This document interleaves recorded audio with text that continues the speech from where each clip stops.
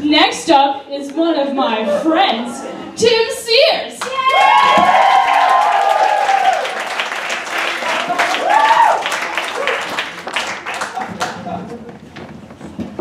Hi guys, it's my first time doing stand-up. So I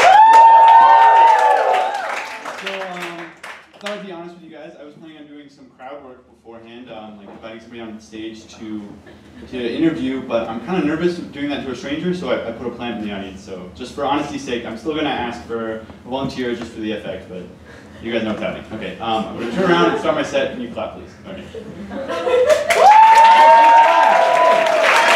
I get a volunteer from the audience? Anybody? Any volunteers? Pick me! You.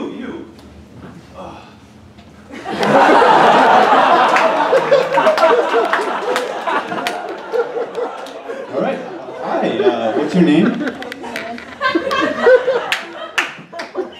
All right. Right on. What are you? A ficus?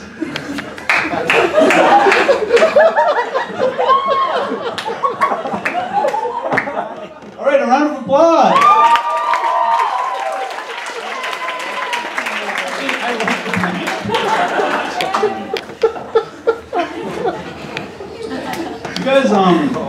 You guys think about like your own death a lot? I'm fine. I like to think about my own funeral because you only get one, and no matter what you want, they have to do it. It's like you help them bury a body, but like you're the body. And so I've got a few ideas. Like my first one is like it's in the middle of the ceremony, and then out of nowhere they hear this voice, "I am risen!" And it's like a voice actor who's got a similar voice to me, and then the coffin flies open, and I like step out, because I'm fitted with like a robotic exoskeleton, because it's the future, I don't expect you to understand. And I just spend the rest of the funeral like walking around like, "You thought I died! I never died! Kiss me!" And afterwards they're like, "That was pretty good, I liked it." It's kind of weird, but I liked it. Also, where's the hole? Because they're at the cemetery. And then out of the woods comes me with a shovel. "I've got it. Remember me as a hero." And another idea is at the viewing instead. And they're standing and they're like, "Oh, he had a lot of plastic surgery. Didn't work very well." And then out of nowhere, the door's all locked, and out of the ceiling comes a tiger, and they're like, "A tiger? I thought they were extinct." And they are, but I saved one. And I starved it. I starved it for 2 weeks, and it's famished. And they're like, "What are we gonna do? It's gonna eat one of us." And then there's one guy who's like he gets it. They're like, "You don't want to be the first person to propose that? Like, maybe we could feed him into the tomb." You don't want to be that guy. No one wants to be that guy.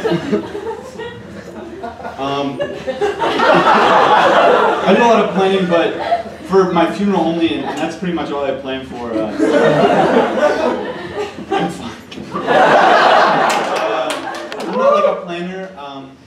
For example, I'm going to give you an example because that's how this works. A few summers ago, I was unemployed, and not like the hopeful kind of unemployed, like the unemployed where like your cat even looks at you and is like, even your cat thinks you're an asshole. And so my parents, we live in a rural part of the country. They had just gotten cows. Right when I graduated, which I'm just now realizing is like a big deal. Like they could replace me with cows.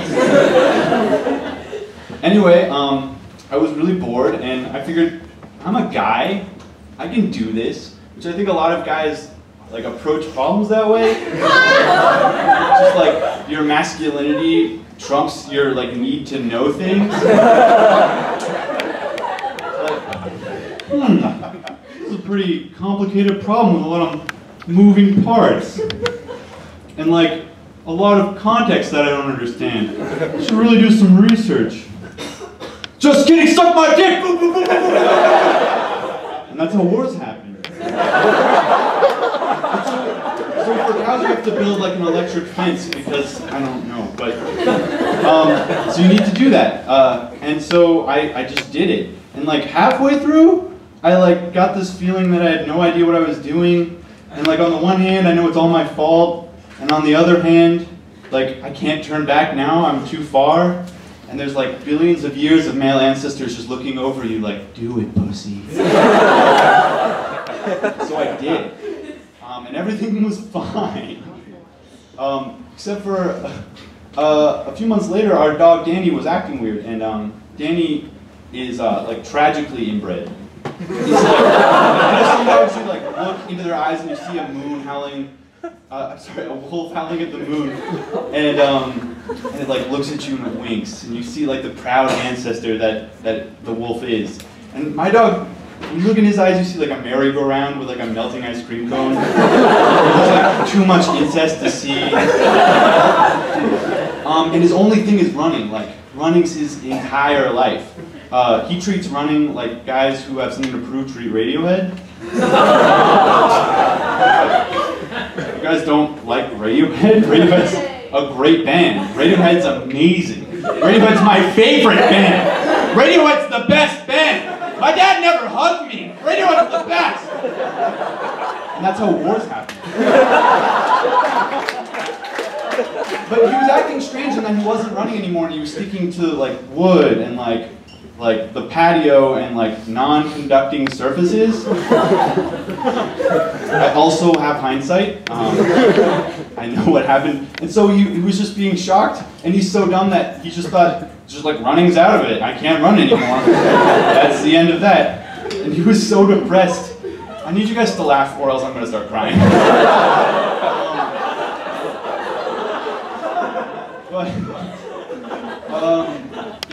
He was so depressed. Like he looked like one of those serial killers you see on court TV when the judge is like, "No more serial killing for you." The serial killer's like, "No." And so this went on for a while. We fixed the problem, but Danny, we like fixed him too early. Like, you know, like I don't know about you guys, but I like to think of puberty as a roller coaster. Like you get on and you're like, this is gonna be fun. And then you go over like, oh, pubes, oh, one boob, oh, the other boob, oh, I hate my parents. That's how wars happen. But he was just halfway through. He spent most of his life just halfway through the roller coaster, like with one boob and not the other. I don't really know what puberty works. But we started him on steroids to, you know, give him a push. So the second half of his life, like, he's a middle-aged man now, and he gets to go through the second half of puberty. And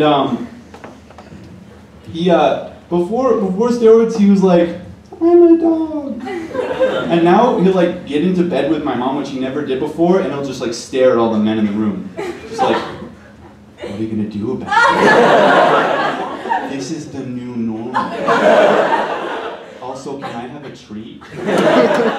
And later I was giving Danny the steroids, and I read the prescription, or as some people call it, the instructions for medicine, and I've been giving him a double dose. So that's why you guys should trust me with planning your funeral, but literally nothing else. Thanks a lot.